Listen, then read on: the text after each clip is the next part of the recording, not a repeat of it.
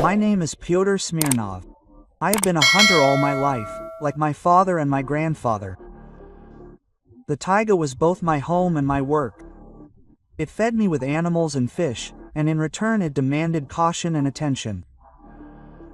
I was used to loneliness and always relied only on myself.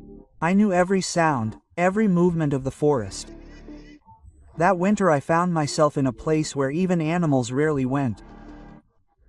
The taiga there was dense, the trees stood so close together that there was almost no space between the trunks, and the snow lay in even layers, heavy and motionless.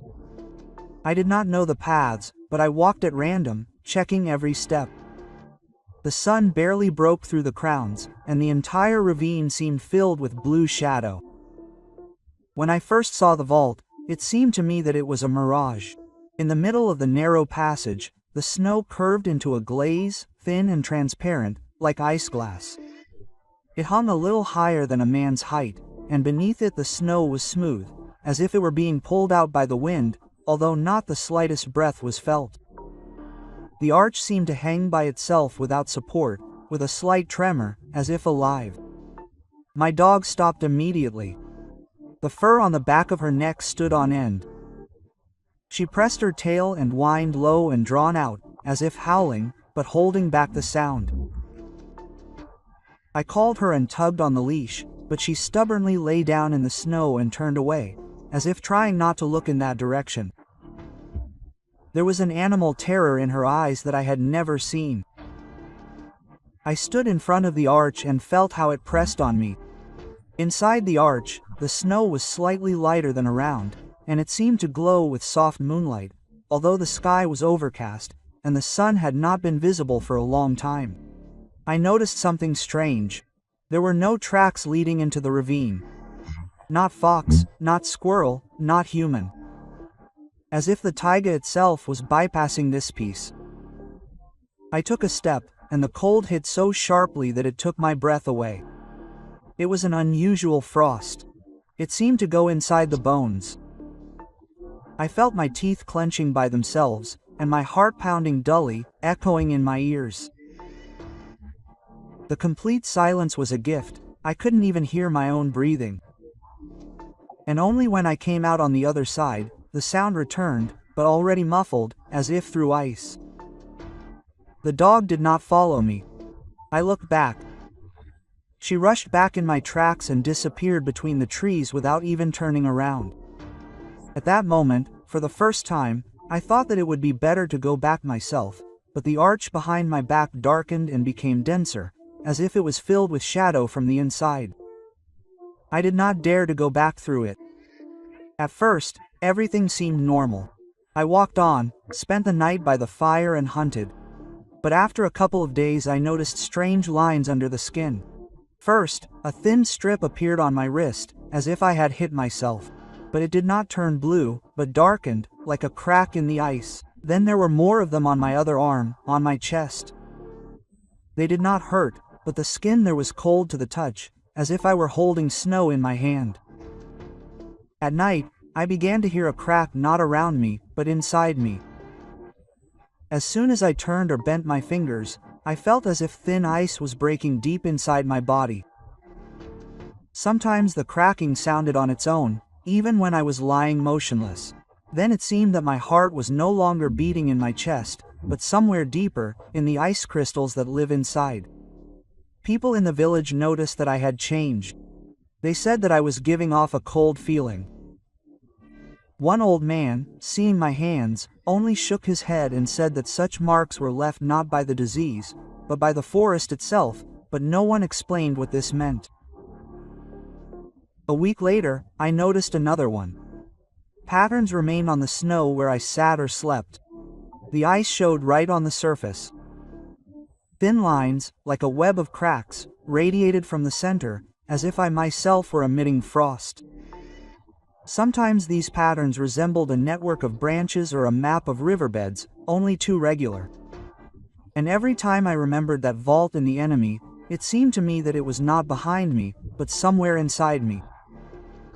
As if I had passed under it more than once, but continued to walk through it every night, and with each day it closed in tighter and tighter, drawing me into itself. The longer I lived after meeting the vault, the more I understood that something alien had settled inside me. The cold was no longer felt outside, it was inside. I could sit without mittens on the snow and not feel the frost, but white traces of steam left my palms, and the snow beneath them turned to ice. I did not sleep at night. As soon as I closed my eyes, a cracking sound began, at first quiet, like a branch breaking in the distance. Then closer and louder. It was me who was cracking. My bones responded to every movement, like thin ice on a river in the spring. Sometimes I would wake up and see that my breath was coming out not as steam, but as frost. Thin needles would settle right on my chest, on my hair, and on the blanket.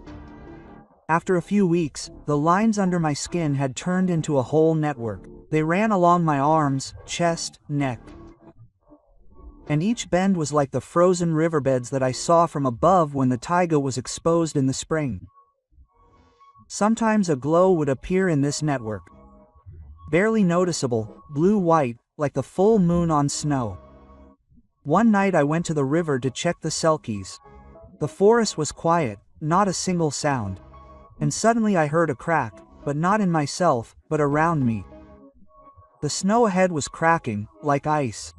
And from the ground under the fir trees, lines emerged, just like mine, under my skin. They spread out like a network, as if everything around me had become an extension of my body. It was then, by the river, that I first realized that I could control the cold. I stretched out my hand, and the ice on the water began to crack, although the frost was light. I held my breath, and the water became covered with a crust. When I squeezed my palm, the crust cracked, and the cracks repeated the pattern of my lines under the skin. After that, I began to notice strange things. The dogs did not come near me. They huddled near the kennels, and then howled all night. The crows flew into the trees, but did not caw, only silently watched. And when I walked in the snow, my tracks gradually turned into ice patterns, spreading out like a network. I tried to test the power of the cold more than once. It was at the end of winter. The night was dark, the moon in the clouds. I walked along the river and heard howling. Wolves came out of the shadows. Not one, but a whole pack. Their fur stood on end, their eyes glowed with a yellow light. I realized that they decided that I was prey. I raised my hand. The cold immediately hit from within, and the snow under my feet began to crack like ice on a spring river. The wolves growled, but stayed in place, as if they sensed something. I took a step forward, and frost poured out around me and rose like a white fog.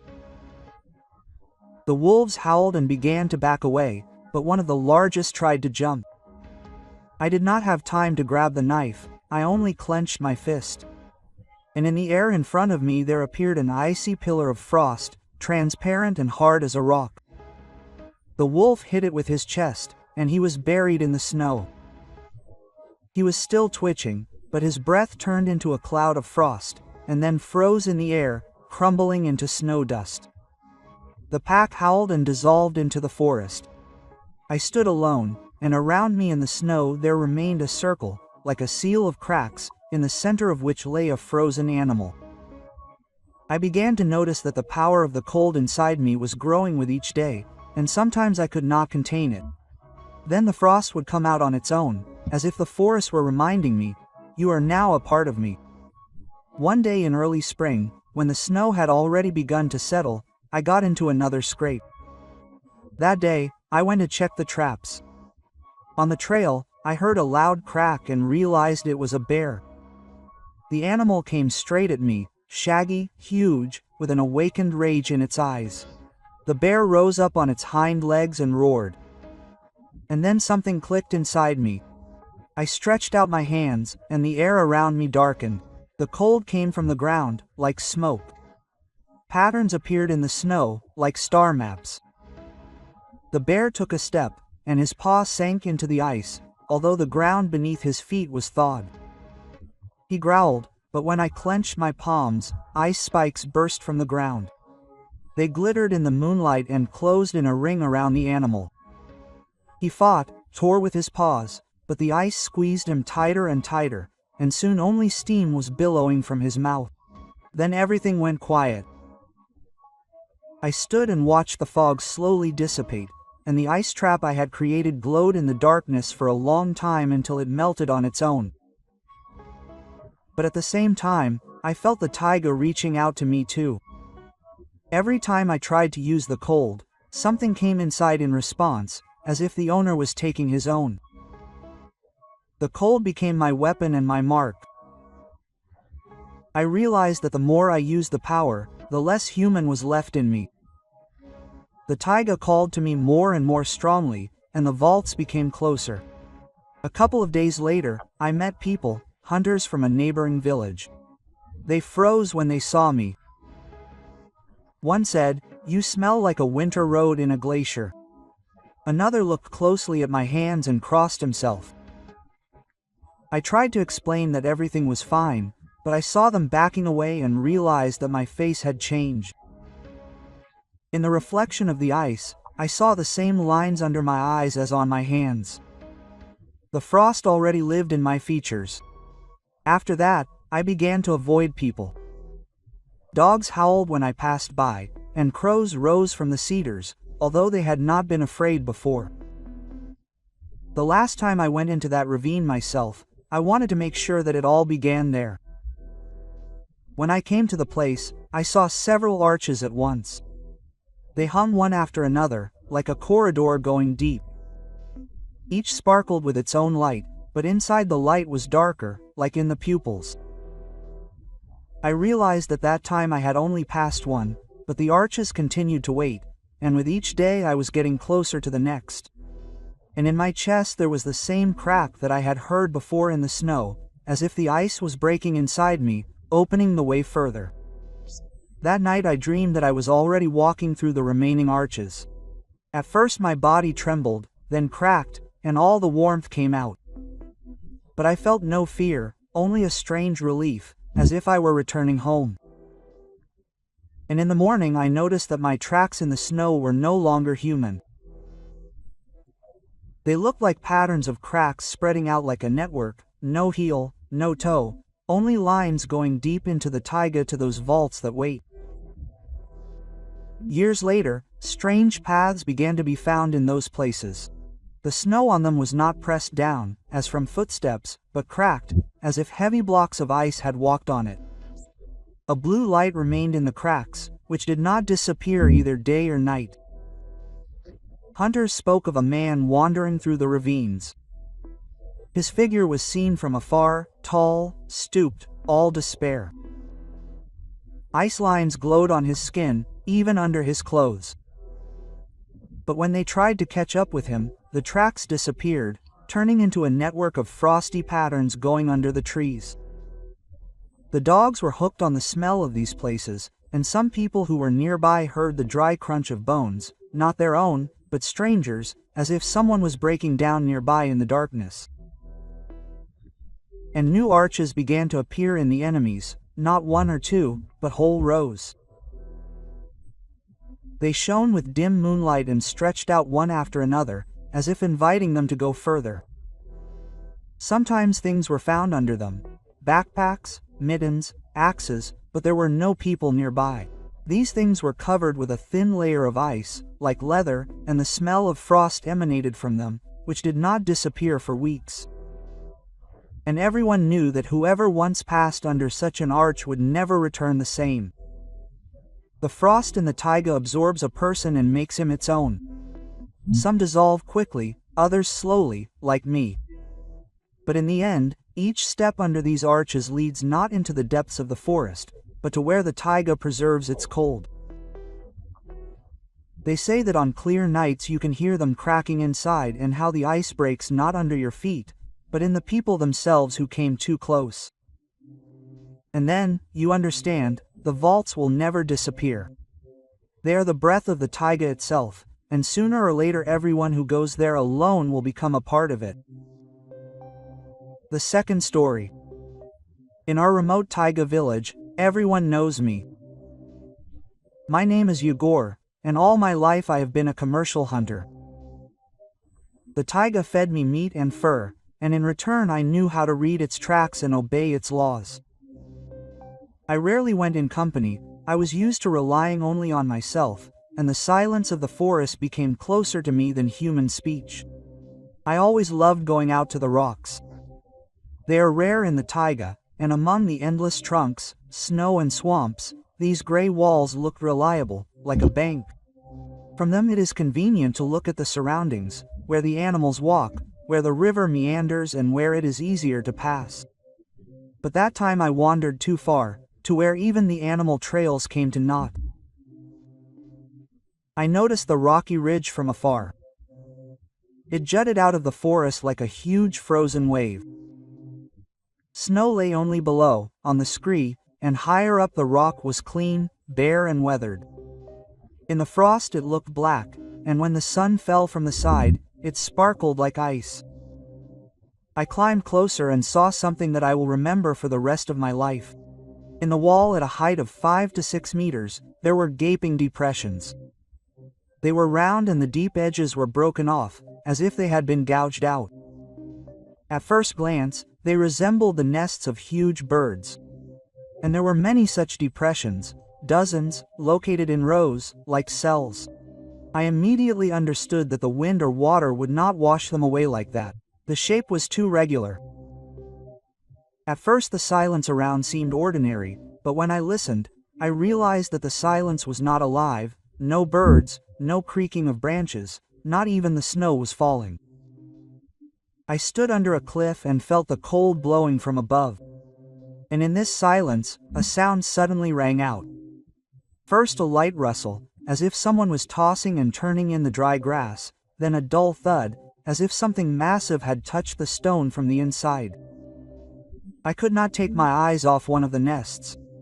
It looked empty, and its bottom was lost in the darkness. But for a moment it seemed to me that something moved there. The silhouette was rounded, like a back slowly sinking into the depths.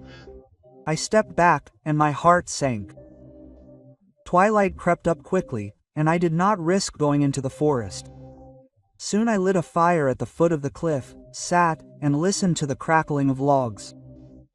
The cold was pressing, and I pressed myself against the fire, but I still felt the icy breath coming from the rock. When the night fell thickly, the silence became viscous, and then movement was heard from above. At first, it was as if something was being dragged along the rock. The grinding was long and slow. Then stones began to tumble down the scree, one rolled straight toward the fire. I raised my head and, I swear, a paw flashed in one of the nests, long, pale, with uneven fingers.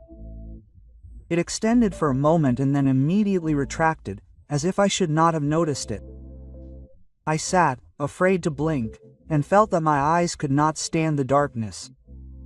Something was stirring in the nests there, moving slowly and heavily. Sometimes something glistened in the depths, like a wet stone. In the morning, I found a strange stone under the rock. It was not just smooth and oval. Its surface seemed to have been polished from the inside. It was all covered in small furrows, like claws. In the light it seemed that it was not gray, but with a greenish tint, like a river cobblestone that had lain in water for centuries. When I picked it up, I felt a strange warmth. Not like the sun, but as if the stone itself was breathing. It was slightly pulsating in my palms, giving off to my fingers like a heart. I hid the find in my backpack, but as I walked away, I turned around and realized that the nests had changed. They seemed to have darkened, their edges became sharper and deeper, and the shadows inside became dense, as if dozens of eyes were looking at me. I quickened my pace and did not turn around anymore, but all the time I felt that the stone in the backpack was becoming heavier, as if it itself was choosing where I should go. I took the stone home, but soon regretted it. The first night it simply lay in the backpack, but I could not sleep. It seemed as if someone was quietly moving near the fire. There was a barely perceptible scraping sound, as if claws were scratching wood. And I kept grabbing my gun. Towards morning, when I finally dozed off, I dreamed that in my hut, under the ceiling, there were similar nests sticking out, and dark silhouettes were peeking out of each one. During the day, I picked up a stone and realized that it was not dead. Its surface was smooth, but now I saw that a dim light seemed to shimmer inside, like swamp water in the sun. It was warm, and my palms began to tremble, as if I were holding a living creature. Sometimes it seemed to me that under the shell it was not liquid that was moving, but something like muscles flowing from side to side. I tried to throw the stone, but after a few minutes I caught myself holding it in my hands again. It had a smell, not strong, but recognizable. A mixture of wet earth and something sour, as if the juice of rotten leaves was oozing out of it. On the third night, everything got worse. I woke up from a sound coming from the corner of the hut in the darkness. It was a quiet, dull push, as if someone was pounding with a fist from inside. I lit a torch and saw that the stone had rolled closer to the door. No one had touched it. When I picked it up, I noticed new furrows, thin as claws, that weren't there before. After a few days, I began to have difficulty breathing. It seemed that the air in the house had become thicker, as if the stone was pulling something out of it. I took it out into the yard, but during the night I heard a familiar grinding sound. Only now it was coming from all sides. The dogs howled and tore at their chains, but they didn't run to the forest, but on the contrary, they tried to hide under the walls. The next day, I decided to return the stone to the place where I found it. The road was difficult. The backpack seemed 3 times heavier, although there was almost nothing in it except the stone. Sometimes I felt something pushing dully inside.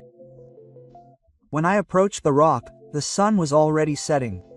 The nests looked different. They were darker, the edges were sharp, like teeth, and something seemed to be moving in each one. There was a rumble, as if from a deep cave, and the earth trembled from it. I took out the stone, but it seemed to have sucked onto my hands. I tore it off with difficulty and put it on the snow. At that moment, a grinding sound came from above, and stones began to fall from one of the nests. A silhouette flashed inside, dark, huge, with long limbs. I froze, unable to take a step. The stone in the snow began to crack. Lines ran along the smooth surface, like a spider web. A weak light, dim and yellowish, burst out of the cracks. Something began to move inside. I wanted to run, but I could already hear footsteps behind me. They were heavy with scree. I looked back and saw dozens of eyes in the twilight. They glowed in the depths of the nests and looked down. A paw stuck out of each nest, long, pale, with claws. They were in no hurry. They just stretched out, as if they knew that I would not leave. I dropped my backpack and rushed into the forest. I ran for a long time until I fell into the snow, but even there I could hear a rumble behind me. It was not through the air, but through the ground. It seemed that the whole rock was breathing, and its breath was driving me forward. I never reached the village. I came to the hunting team's guardhouse. People found me exhausted with deep scratches on my arms. Since then, I have always felt that this stone is inside me. At night, a dull push comes from my chest, like once in the hut. I'm afraid it's not a heart. I'm afraid the stone has found a new nest. A week later, I learned that another hunter had found someone else's things under that rock. Mittens, a knife, and a gun. They were all scattered on the rocks, as if someone had shaken them out from above. But there was no body nearby. I didn't explain that they were mine. Since then, more rocks have been found near that ridge, smooth, oval, with grooves. People said that they were hollow inside, but sometimes light came from them at night. Those who tried to take them away disappeared without a trace. Their things were then found on the rocks, scattered, as if someone had shaken the prey out of the nest. And the depressions themselves became larger. Now they could be seen from afar, and eyes glowed in each one at night. In the villages they whispered that in the taiga there are not birds or animals, but something else that hatches its offspring in the rocks. And anyone who touches them becomes just another prey brought to the nest. Story 3. In our village they call me Grandpa Kuzmich. As long as I can remember, I lived in the taiga. Hunting, fishing, procurement. But that autumn the forest opened up to me in a way I had never seen it before. In late autumn the taiga became heavier than in winter. The snow had not yet formed a thick carpet, and each step I took on the wet moss echoed with a damp sound, and the branches crunched as if bones were breaking. The air carried the smell of rotten leaves, rot and something metallic, as if rusty water was flowing underground. On such days, the fire became the only boundary, and its light the only island in the impenetrable darkness. We set up camp in a clearing where a winter hut had once stood. All that was left of it was a chimney, black as a charred post. Around us were old fire pits, black circles strewn with white fish bones, gnawed so cleanly as if they had not been left by people or animals. The ground beneath them was dry, as if the fire had been burning yesterday, although there was a damp cold all around. The clearing seemed unnaturally cleared, not a twig, not a fallen pine needle. There was almost no moss, as if someone had constantly raked the earth with their hands. When the fire gained strength, the fire painted the nearest trees copper. That was when movement flashed over the treetops. A flash of blue, bright as red-hot steel, and a heavy shadow that made no sound. A bird landed on a spruce and froze, as if someone had hung it there. I froze. She was large, bigger than a raven, and shimmered with heavenly light, as if collected from the horizon itself. But the most terrible thing was in her eyes. They did not glow or sparkle, but looked down in the way only a person can. Quietly, attentively, and without a blink. I felt that it was not a bird watching me, but a creature that understood every movement. After she appeared, the forest changed. Traces began to appear on the damp ground. In some places, animal paws, wolf, bear, but too large, as if from another time. In others, human prints, barefoot with crooked toes. They were all fresh, as if they had been made a minute ago. They overlapped each other, forming a round dance, compressed into circles, and it seemed that someone had been walking around the clearing for hours, while the camp remained empty. When I went to the stream for water, the silt was striped with long furrows, as if someone had run their fingers along the wet ground. The stripes formed a sign that looked like a circle, a broken line. But as I watched, the current began to wash it away so quickly, as if the drawing were made of living flesh. From the depths of the stream arose the smell of rotten iron, and for a moment it seemed as if the water was breathing, rising and falling like a breast. Returning to the fire, I noticed that the flames had changed. The wind had died down, but the fire stretched out in thin blue tongues, as if it were barely reaching for a raven. Sparks did not fall upward, but to the side, disappearing into the darkness. There was no heat. The fire burned, but did not warm. It seemed to me that it was needed not for warmth, but to contain an invisible wall around the clearing. The darkness between the trees also changed. Figures began to form in the branches. Sometimes they resembled human silhouettes, tall, elongated, without faces, which slowly swayed, as if watching. Sometimes there were shapes spread out on the ground, long and writhing, as if someone was floating on the moss, pressing their belly to the ground. I tried to concentrate, and the outlines dissolved. All that remained was the feeling that the forest was filled with someone else's breath. Our dogs behaved as if they knew about the raven in advance. They did not lie down near the fire, but sat alertly all the time, looking into the darkness. They did not bark or growl, but only quietly howled, almost silently shaking with their whole bodies. Somewhere in the distance an owl screamed, but its cry was suddenly interrupted, as if someone was squeezing its throat. And the raven did not move. It sat on the top of a barely heavy tree, with plumage the color of the sky. Its eyes remained motionless, and I felt that it was not I who was looking at the fire, but the fire was burning in order to be seen. By morning the fire had settled, and instead of a bright flame there were only smoldering coals with blue sparks flickering in them. They burned strangely, not red or yellow, but as if reflecting that very cold shade of the raven's feathers. There was a tremor in the air, as if the earth beneath the clearing were breathing, and the fog was creeping between the trunks in low clumps, like bodies spread out at the very ground. Sometimes in these clouds of fog outlines appeared, outstretched arms or muzzles of animals that disappeared as soon as the eye noticed them. The raven was still sitting on the tree. The night had passed, but he had not moved for a moment. At dawn his feathers shimmered like ice in cracks in a river, and his eyes seemed deeper than before.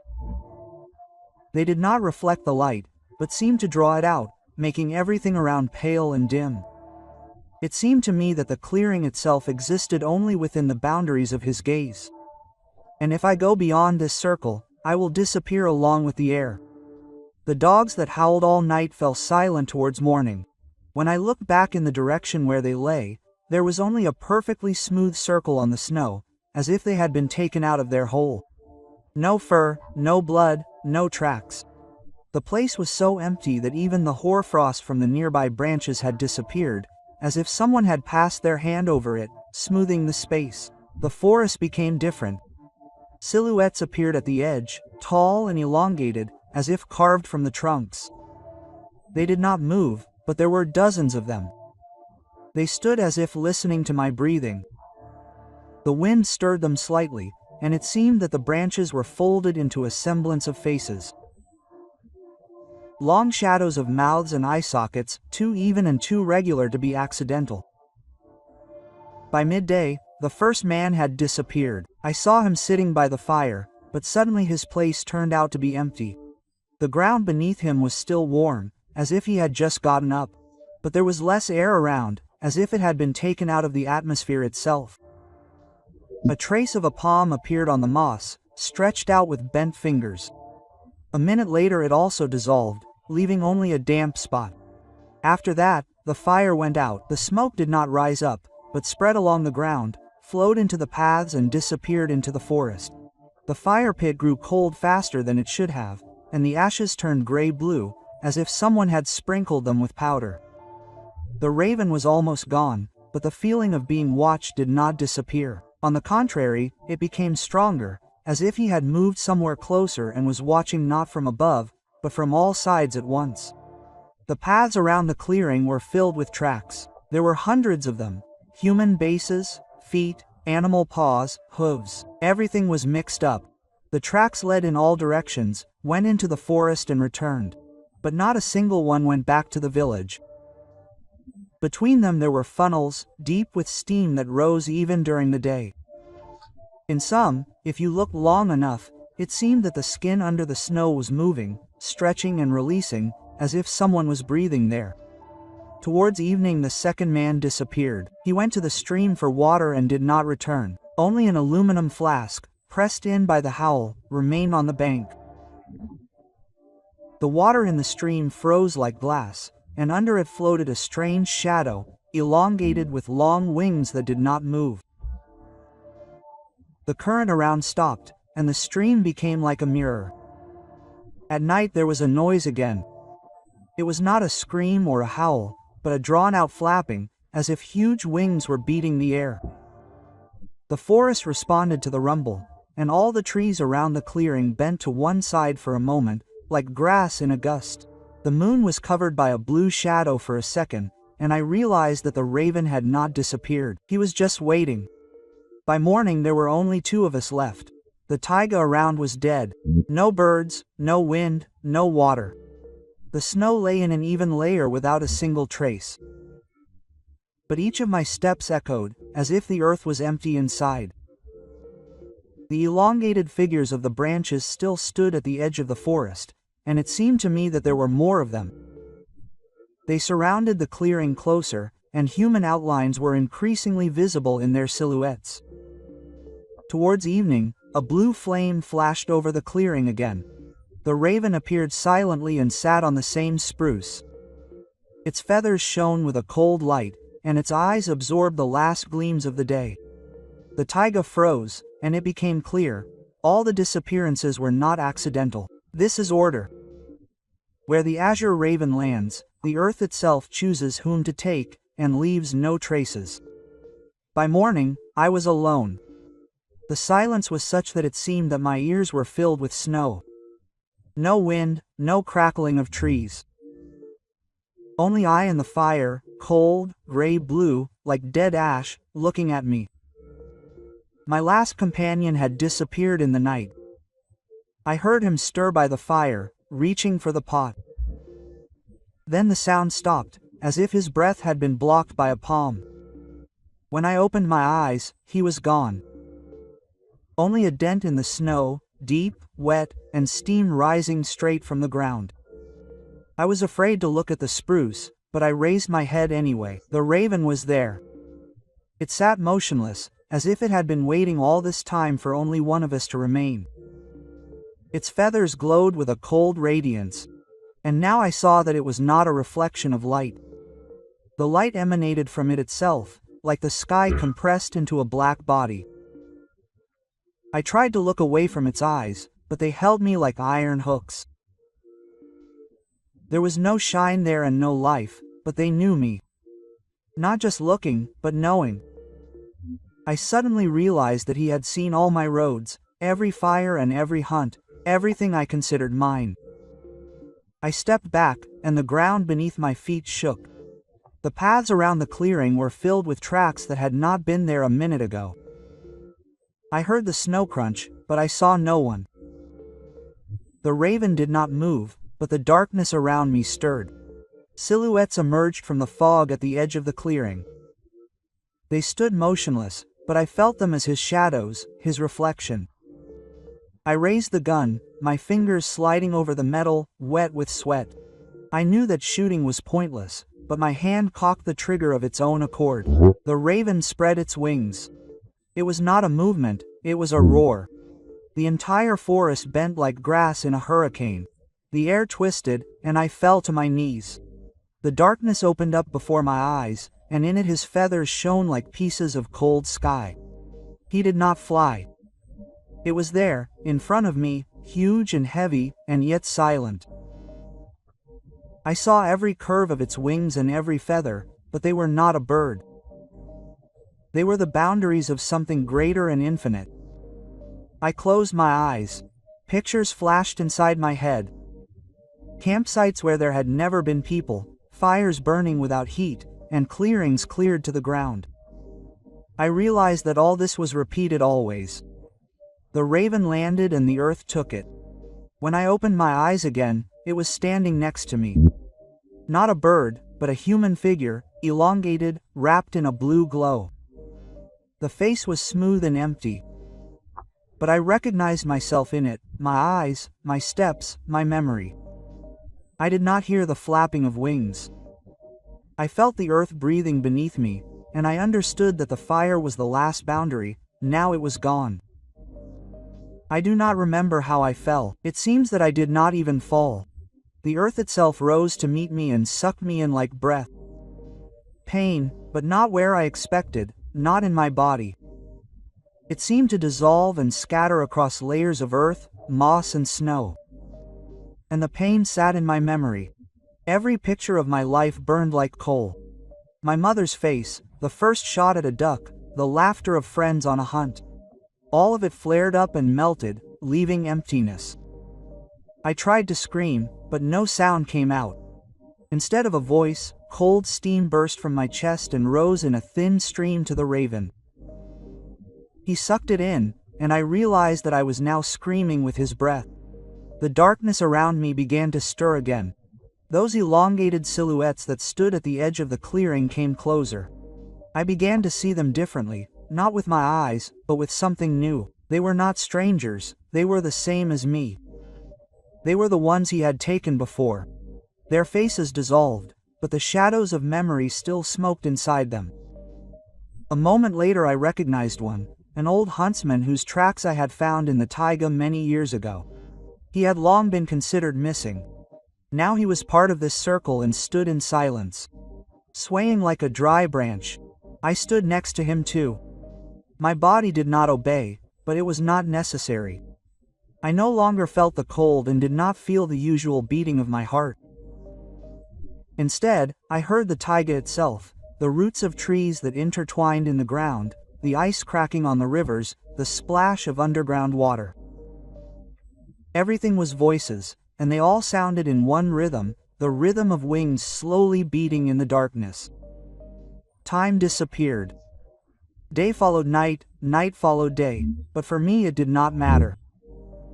I stood with the others, and we looked at the world with empty eyes. Sometimes people passed by in the darkness, hunters, fishermen, random travelers. They made fires and still believed that the fire warmed them. And we stood at the edge of the clearing and waited.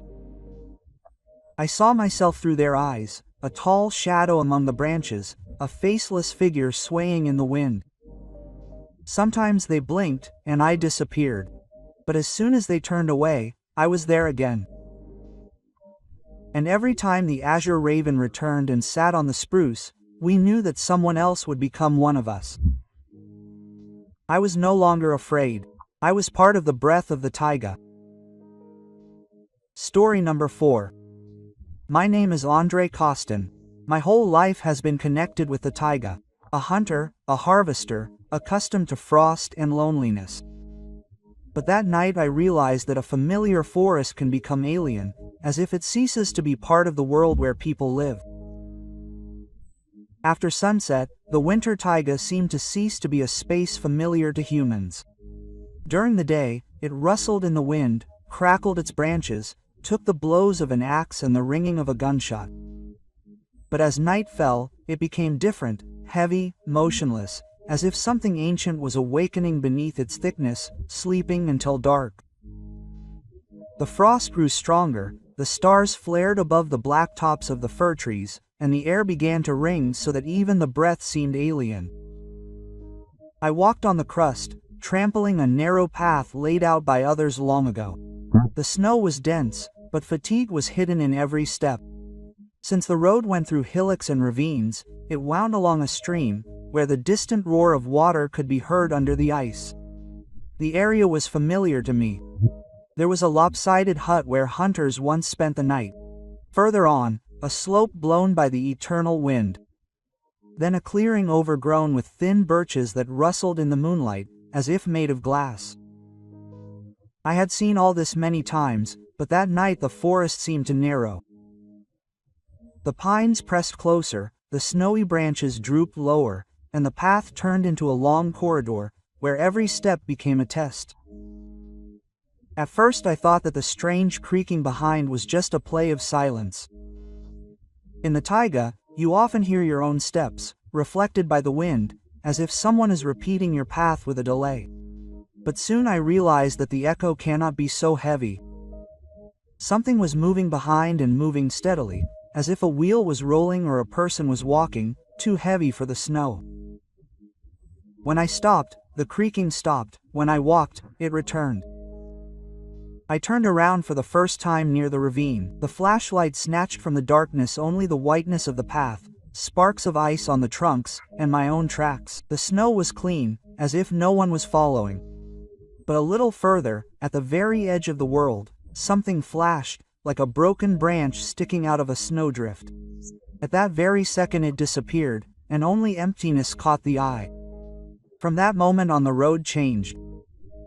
Nastia began to see depressions that did not look human. First one, then another, and each one was slightly off the path. They were strangely shaped. Sometimes bare feet, wide and toeless, sometimes rounded tracks that resembled a bear's, but were too elongated. As if someone was changing their gait, becoming now an animal, now a man. And the most terrible thing was that the prints did not appear in a chain, but in separate spots, as if the creature was not walking, but falling out in pieces of movement. The path was crossed by a low slope. Old stumps stuck out on the slope, blackened and twisted. The moonlight fell on them so that they seemed like shoulders growing out of the ground. One of the stumps seemed damp, as if resin was flowing out of it in the frost. A smell suddenly appeared in the air, warm and musty, like from a rotten pit. I quickened my pace, and at that moment I heard not only the crunch of snow behind me, but also a dull, drawn-out rustling, as if something heavy was being dragged along the crust. Further on, the road led through an overgrown clearing. Young birches stood close together, their thin trunks bent and creaked in the gusts of wind. Clumps of snow hung between them, as if suspended by someone's hands. And some of them fell with a light rustle right in front of my steps.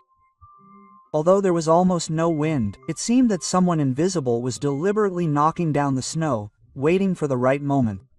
The deeper I went into the clearing, the more I felt that the darkness behind was becoming denser. The steps followed me more and more relentlessly. Once it seemed to me that a silhouette flashed between the trees off the path. But it was not a body or a shadow, but something in between, a dark clot, like a lump of wet smoke, leaving behind a trail that instantly melted. On the snow in that place there remained only a print, similar to a human foot, but too long and with a twisted arch. I did not dare to turn around anymore, but the taiga continued to give signs. On the branches of the pine trees every now and then lumps of inia appeared, forming strange patterns, as if someone else's palms were tracing invisible lines. Several times I heard a crunch, as if someone was slowly bending the branches, although there was no movement around. And only in one place, on the edge of a forest swamp, I noticed tracks leading away from the path. There the snow was knocked down, as if something heavy had knelt or leaned its palms on the ground. The depressions were strangely even, as if they had been burned out, and a weak steam was coming from them, despite the 40-degree frost. I felt the road narrowing more and more, and the footsteps behind me becoming inescapable. The taiga, which seems dead and motionless during the day, now breathed something that should not be there. And each new step into the forest seemed to lead me not to home, but to a meeting that was impossible to escape. By dawn, the snow began to thin, and gray twilight fell on the forest. At first, it seemed that relief came with it. The night retreated, the cold became clearer and cleaner. But the lighter the sky became, the denser the silence in the taiga became. The forest seemed to be covered with a film, and each of my steps echoed in this emptiness so loudly, as if I were moving through an empty barn. I was used to relying on hearing and smell, but now everything around me was deceiving me. The footsteps behind me were getting closer, and someone else's breath was felt nearby. I tried to quicken my pace, and told myself, just a little more, and there will be houses, dogs, and smoke from the chimneys beyond the slope. But the closer I got to the village, the clearer it became. The road was leading me not to people, but to the one who was walking behind me. At first it sounded like a distant creak, then like a heavy tread. Now the sound had changed. It was as if the snow was being pressed not by feet, but by something wide, like a shovel or chest. Sometimes there was a drawn-out rustling sound, as if a long wet log was being dragged across the crust. And the closer I heard this dragging, the stronger the smell of dampness, thick and rotten, as if a deep hole had opened up in the forest in which animals were digging. On the Bolotnaya glade I saw clearly for the first time that the steps were not an illusion. Where my flashlight picked out the white surface, the prints were in an uneven row. Human feet, wide, without toes, sunk deep into the snow, and nearby were rounded tracks, like paws, but stretched out in length, like a bear's, but broken. They overlapped each other, fought for space and went deeper, as no animal could go. Some were still damp inside, as if the snow was melting from within, a faint smoke rose from them. I forced myself to walk faster, but every minute brought new signs. Crows began to hang on the branches of the trees. There could not be so many of them in winter, but they sat in a chain, silent, as if they had stuck to the trees. Not a single cry, not a flap of a wing, only motionless black silhouettes. Sometimes they bowed their heads, and then the whiteness of the snow was reflected in their eyes, as if in empty glass balls. Under the trees lay clumps of fluff, but without blood, without bodies. The snow was pressed into circles, as if someone had been sitting there for hours, breathing so hotly that the crust around it had melted. Further on, the road crossed a frozen stream. The ice cracked under my feet, and it seemed to me that something more viscous than water was flowing inside the cracks. The wind brought a short, ringing sound, as if someone had slapped a hand deep under the ice. In that place, an imprint appeared on the surface. Not a crack, but something like a round spot, similar to a palm, but with elongated fingers bent inward. I walked quickly, but everything around me became slower. The snow fell in rare large flakes, and each settled so evenly, as if it had been glued by an invisible hand. In the clearing, birches stood close together, and dark stripes appeared on their trunks, forming patterns similar to human palms and elongated faces without eyes. As I passed by, it crumbled, but there were outlines in the snow, as if someone had drawn bare skin across the tree. Beyond the swamps, I noticed another. At the edge of the path, the snow was packed down, as if someone had knelt there. In the depressions, a smooth surface was visible, as if polished, and steam rose from there, as if the earth beneath the snow was warm and breathing. I paused only for a moment, and then I heard something heavy fall into the snow directly behind me. I did not turn around, but the whole forest echoed with a rumble, as if a blow had rolled through the roots. The closer I got to the village, the more I felt that the steps were not simply following me, but pushing me. In several places, the prints in the snow no longer resembled legs or paws. They were funnels, dark and deep, like holes in the crust, from which steam came. When I looked at them out of the corner of my eye, it seemed as if something dark was moving inside the craters, but if I blinked, there was only snow left. At the very edge of the slope, when the first roofs were already visible through the gloom, I noticed the last thing. In the snow, right next to the path, there was a dark imprint of a knee. It was so deep, as if an entire carcass had fallen into it. Nearby, a little further, two long traces of palms were visible, stretched out with bent fingers. The snow around was damp and warm, and a steamy haze rose, disappearing straight into the frosty sky. I did not turn around, but the steps behind me became so close that each new breath no longer felt like my own. And somewhere nearby, behind the very last turn of the path, it was as if someone who never had a face but always found the way behind me was already standing. Soon I saw the roofs of the village, but there was no relief. On the contrary, I felt as if the road had been leading me here all this time, to this line where other people's steps almost become my own. I went down to the first yards. The dogs greeted me with barking, but they barked strangely. They did not rush or rush about, but drew out their voices long and plaintively, as if at a dead person. Smoke was billowing from the windows, but not a single person came out. I stopped, expecting someone to look out and ask what the noise was, but no one came out. It seemed to me that the silence in the village was not silence, as if it was breathing with what was following me. I approached the house of an old man I knew, the huntsman, and knocked. A lamp was burning inside, but no one answered. I made up my mind and pushed the door. It turned out to be unlocked. The hut was warm, there was a smell of a stove, but the room was empty. There was a mug of unfinished tea on the table. There was a piece of bread lying nearby, as if the person had just stood up, walked out and disappeared. I felt it with my back. It was still here, behind the windows, behind the door. It hadn't come in, but was waiting. The dogs continued to howl, and I decided to look back out into the street. In the snow, right in the middle of the village street, fresh prints were dark, the same ones, deep and wide, sometimes resembling toeless feet, sometimes paws. They led to my house, to a small hut on the edge of the village.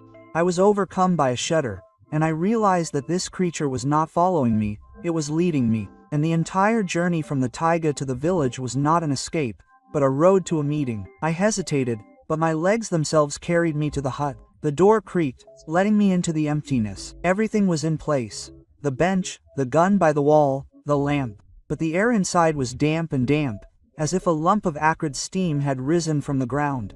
I wanted to light a fire, but I didn't have time. There was a heavy blow behind the wall, as if someone had leaned on it with their whole body. Then the second snow around the house began to crunch, and it became clear that it had come. I stood, pressing my back against the wall, and listened to the steps going around the hut in a circle. Then there was silence, only the dogs howled at the other end of the village. And suddenly I understood the worst thing.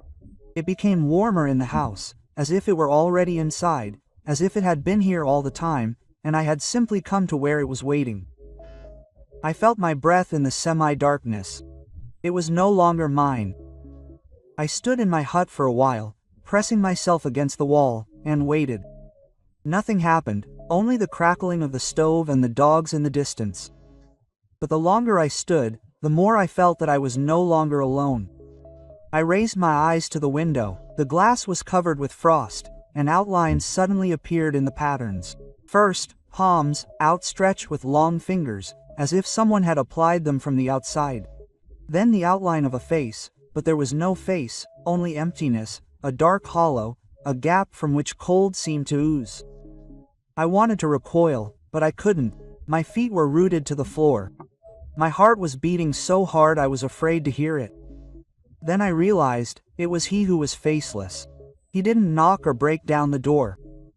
He simply was, and that was enough to get rid of it like a box. I heard his breathing, but it was strange.